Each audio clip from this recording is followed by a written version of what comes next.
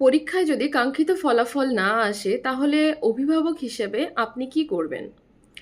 সবার প্রথমে বোঝা উচিত যে মানুষ মাত্রই কিন্তু ভুল হয়। আর সেই পরীক্ষার সময় হয়তো কোনো কারণে আপনার সন্তানের পরিস্থিতি বা মানসিক অবস্থা ঠিক ছিল না, তার জন্য পরীক্ষা হয়তো ঠিকভাবে সে যতটা ভালোভাবে দিতে চেয়েছিল সেভাবে হয়তো দিতে পারেনি।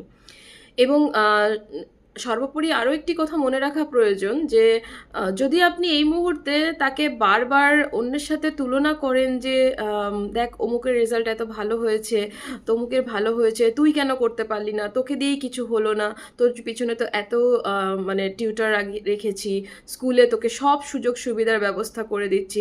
সেক্ষেত্রে আপনি যদি বারবার এরকম কোনো কথা আপনার সন্তানকে বলতে থাকেন, তখন তার নিজের ভেতরে একটি গিল্ট ফিলিং চলে আসবে যে হ্যাঁ, আমার মা বাবা আমার পিছনে এত কষ্ট করেছে, তাদের যতটা পেরেছে এফোর্ট দিয়েছে, কিন্তু কেন আমার দ্বারা কিছু হলো না।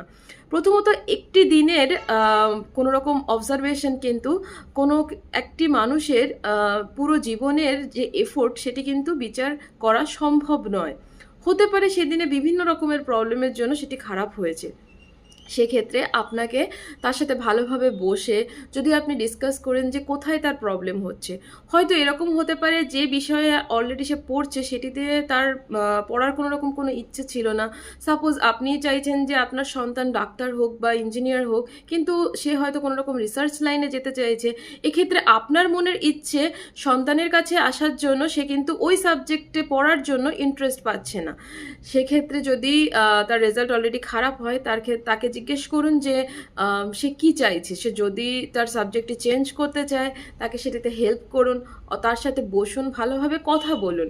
অনেক সময় স্কুল কলেজে বিভিন্ন ধরনের বুলির শিকার হয়। যদি সেরকম কোনো রকম প্রবলেম থাকে তবে তাকে জিজ্ঞেস করুন এবং সেই বিষয়ে শিক্ষকের সাথে কথা বলুন। এভাবে কিন্তু আপনি আপনার প্রবলেমটি সলভ করতে পারেন এবং এতে আপনার সন্তান ভাববে তার মাতা পিতা তার সাথে আছে এবং সব প্রবলেমে একটি পজিটিভ ওয়েতে নিতে পারবে এবং একটি অসফলতা বা কোনো রকম ব্যর্থতার জন্য কিন্তু সে কোনো রকম ড্রাস্টিক কোনো পদক্ষেপ গ্রহণ করবে না।